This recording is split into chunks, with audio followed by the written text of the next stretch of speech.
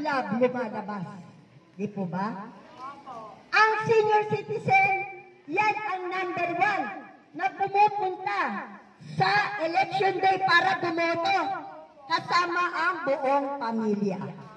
Dahil ang senior citizen, sila ang nasusunod sa kanilang pamamahay. Pag sinabi sa anak, sa ako, sa manugang, sa kapitbahay, na tayo ay boboto, ito ang iboboto natin.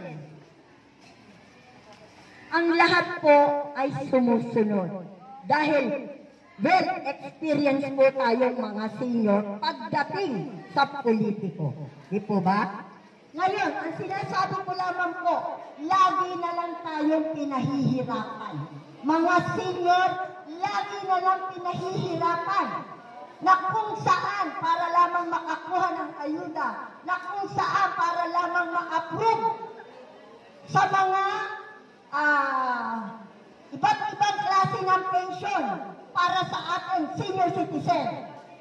Samantalang, ang senior citizen ang malaki ang budget pagdating sa Malacanang. Pero hindi nakakarating sa atin. Bakit? Kasi wala tayong tagasigaw. Tayong mga senior, tinig lamang po tayo.